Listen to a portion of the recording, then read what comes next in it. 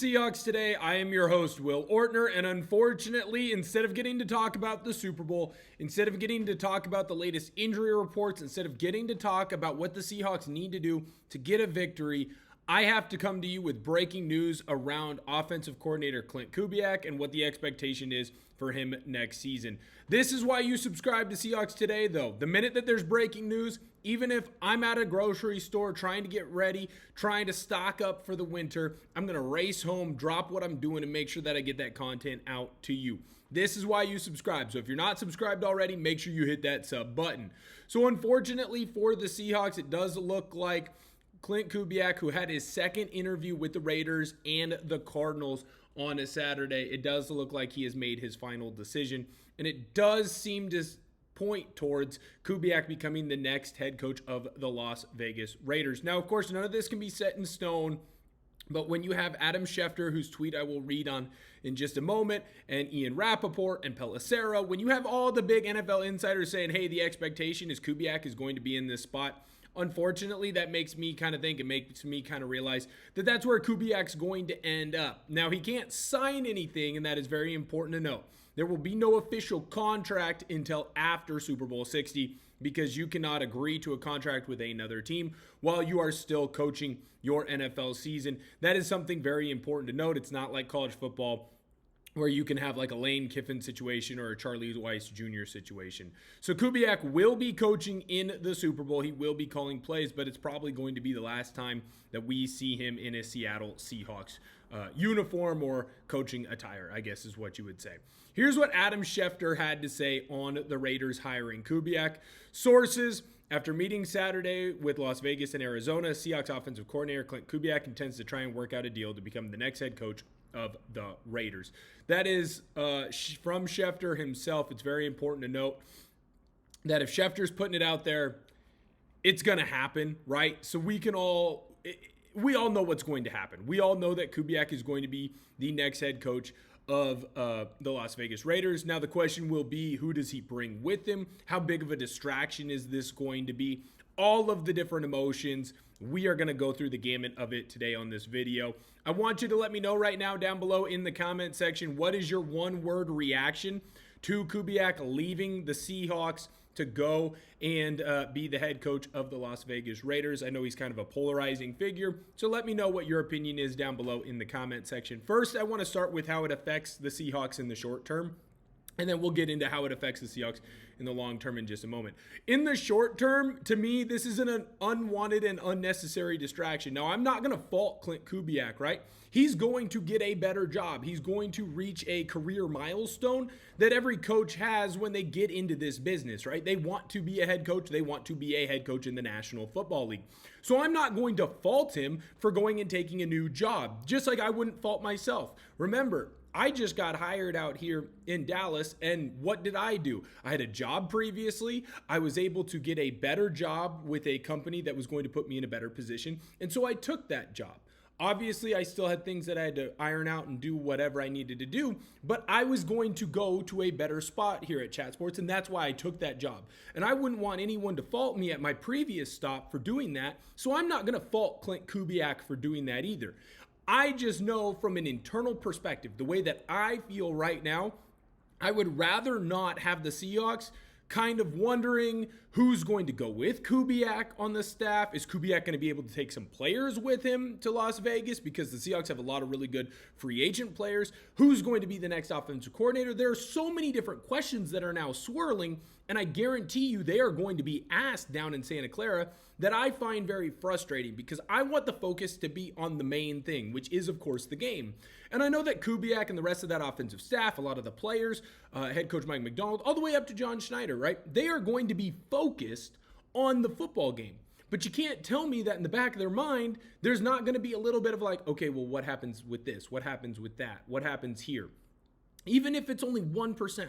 Even if it's only 1% of their time that's focused on that, well, that's 1% that's not focused on the New England Patriots. And I'd rather not have to deal with that type of a bugaboo, if that makes sense, right? And so I'd rather the team not have to deal with it. And unfortunately, they just are going to have to deal with it. And that's just something that we have to kind of come to terms with and be okay with. Now, I do think that Kubiak's going to come up with a great game plan. He had this meeting, obviously, after getting the entire work week done. The Seahawks are heading down right now on Sunday to Santa Clara, so he's going to be as focused as he possibly can be on the big game, but you can't tell me that this won't be a distraction.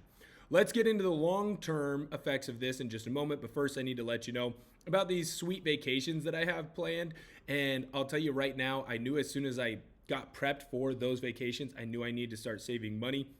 Thank goodness I found Rocket Money. Rocket Money is a personal finance app that helps find and cancel your unwanted subscriptions, monitors your spending, and helps lower your bills so you can grow your savings. Rocket Money's helped me track my subscriptions, and we actually found out that I was double paying for a couple of streaming services. We canceled those double payments. I took that money that I saved, and I actually placed it into my new budget that Rocket Money is helping me prepare, so that way I can have the most fun on this sweet vacation that I'm going to take this summer. What Rocket Money is also helping me do is set spending goals each month. So now I'm spending a little bit less, saving a little bit more, and I'm able to take that money and put it into that travel budget. So now not only am I going to be able to do all the things that I wanted to do, there's a potential chance for me, if I keep hitting those spending goals, that I am going to be able to do even more on my vacation, and that would not be possible without my good friends at Rocket Money. Thank you so much to Rocket Money. Let Rocket Money help you reach your financial goals faster. Join at rocketmoney.com/SeahawksChat. That's rocketmoney.com/SeahawksChat.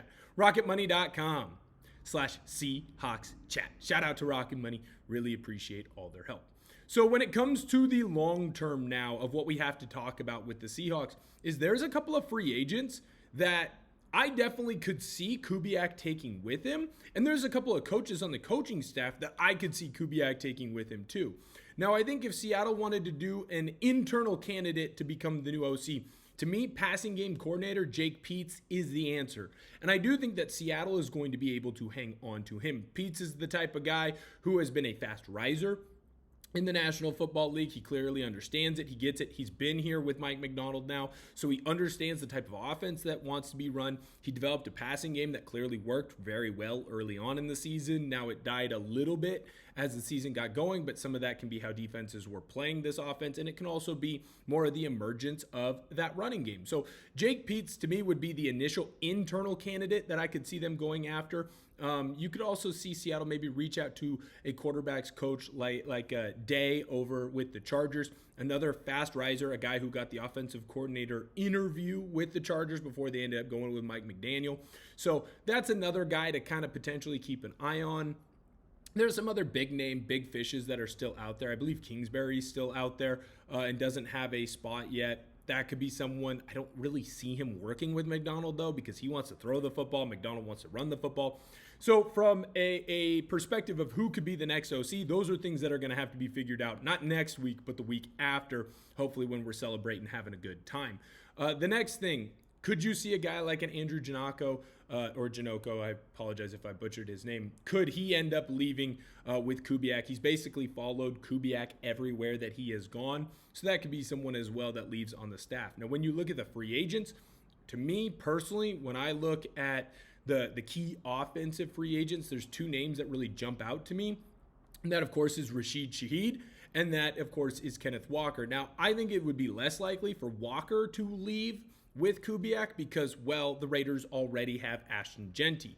So if Kenneth Walker leaves to go with the Raiders, well, then that probably means that he is going to be okay and comfortable playing in another system where he's going to have to share the carries. In fact, he might end up being the 1B candidate, where in Seattle, he's been the 1A, right? There's 2-1 running backs, but Kenneth Walker typically got more carries than a Zach Charbonnet.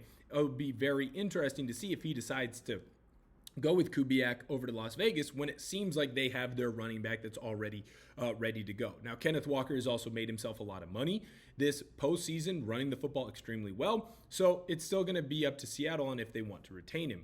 The big one to me and the key focus is Rashid Shaheed. Shaheed has had a lot of success with Kubiak. Once in New Orleans last season, and then this season, of course, in Seattle for at least half of the year. Now, I understand that Seattle hasn't really been able to fully unlock him as a wide receiver just quite yet, but Kubiak would have an entire offseason. He'd be prepared. There is the fascination, of course, of Fernando Mendoza, who seems to be the number one pick that everyone is saying is going to get taken by the Las Vegas Raiders. Maybe Shaheed likes what's going on with Fernando Mendoza. And while Seattle did trade up a decent amount of capital to go and get Shaheed, you still want him to be re-signed and stay in Seattle. You want him to stay with the Seahawks because not just of what he can do in special teams, but more importantly to me, there's still more juice left to be squeezed out of his wide receiver talent. And I think if he had a full offseason with Sam Darnold, he had a full offseason with the rest of the cats that are already here, you throw in Torrey Horton and the explosive big play ability that he has, now all of a sudden Shaheed might really explode next year.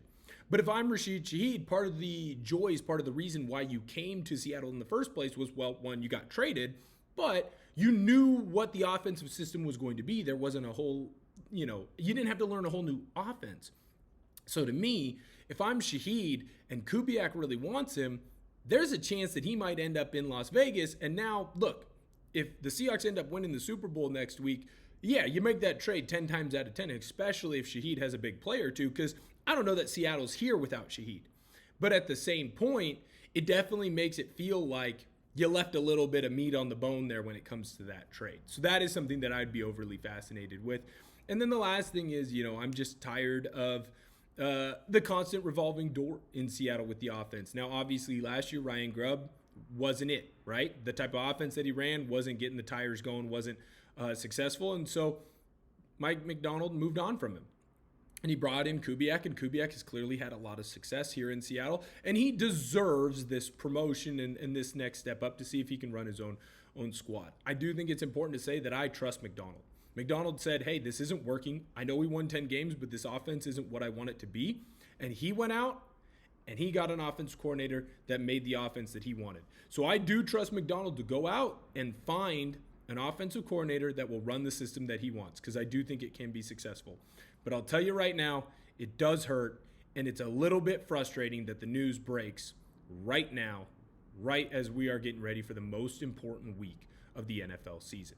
Thank you guys so much for viewing today's video. Make sure you hit that sub button. We got you covered here on the channel as much as possible. Any kind of breaking news, any kind of crazy news, we've got you here. So make sure that you hit that sub button. Thank you guys so much for viewing today's video, and I'll catch y'all next time.